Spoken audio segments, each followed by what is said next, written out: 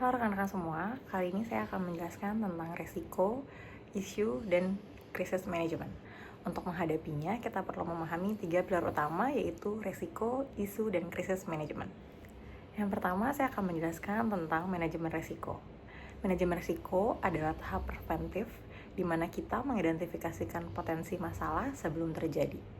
Hal tersebut tentunya dilakukan agar masalah tidak muncul.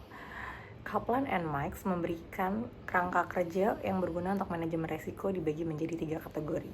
Yang pertama, preventable risk, yaitu resiko internal yang tidak menawarkan manfaat strategi. Yang kedua adalah strategi risiko yang diambil untuk mencapai hasil yang lebih besar. Dan yang ketiga adalah external risk atau ancaman eksternal yang tidak dapat dikendalikan. Selanjutnya adalah manajemen isu. Isu adalah risiko yang mulai muncul ke permukaan namun belum meledak.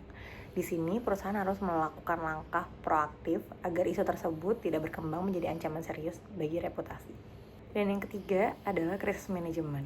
Kondisi ini merupakan krisis terjadi ketika ancaman sudah nyata, meledak, dan berpotensi merusak kelangsungan organisasi. 5 langkah praktis dalam pengelolaan krisis yang dirangkum oleh majalah Business Week dari pengalaman nyata perusahaan yang mengalami krisis. Langkah pertama yaitu mengidentifikasikan area kerentanan.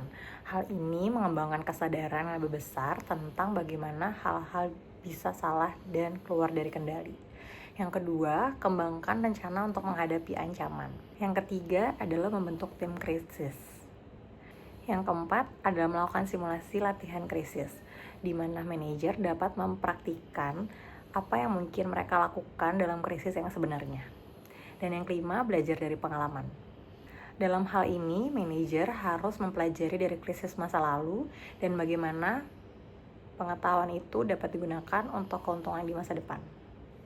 Dalam hal ini, saya akan menyampaikan contoh nyata pada perusahaan di mana saya bekerja, yaitu di lembaga penjamin simpanan. Lembaga penjamin simpanan adalah lembaga independen pemerintah yang dibentuk berdasarkan Undang-Undang Nomor 24 Tahun 2004 untuk menjamin simpanan nasabah di bank dan menjaga stabilitas sistem perbankan di Indonesia. Salah satu fungsi LPS adalah melindungi dana nasabah jika bank dicabut izin usahanya. Dan saya akan menjelaskan secara singkat bagaimana LPS melakukan penanganan bank gagal yang berpotensi sistemik ataupun non-sistemik, dan bagaimana LPS menangani krisis, dan pelajaran penting apa yang dapat diambil dari kasus tersebut, di mana pentingnya manajemen resiko, isu, dan krisis yang sedang kita pelajari saat ini. Bagaimana LPS menangani jika ada bank gagal? Yang LPS lakukan adalah melaksanakan tugas dengan melakukan resolusi bank yang efektif. LPS akan memberikan kewenangan pelaksanaan resolusi terhadap bank gagal dengan 2 hal. Yang pertama, penyertakan modal sementara atau melakukan likuidasi bank. Selanjutnya, jika bank dinyatakan gagal, LPS akan melakukan cabut izin usaha pada bank tersebut, dan LPS akan melakukan rekonsiliasi dan verifikasi terhadap simpanan dan membayar simpanan yang layak bayar kepada nasabah sesuai kriteria 3T. Dan untuk meredam krisis, LPS secara konsisten memberikan kepastian kepada nasabah bahwa simpanan mereka akan aman dijamin oleh lembaga penjamin simpanan. Apa pelajaran penting yang dapat diambil dari LPS dalam manajemen krisis ini, yaitu pentingnya manajemen resiko.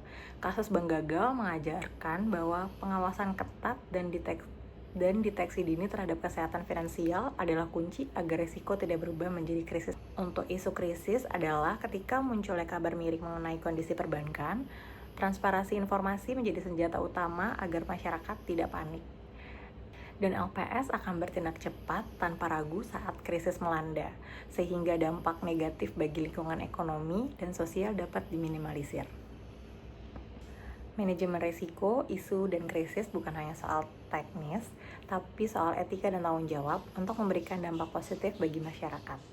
Dengan persiapan yang matang, lembaga penjamin simpanan mampu untuk melakukan penanganan bank gagal.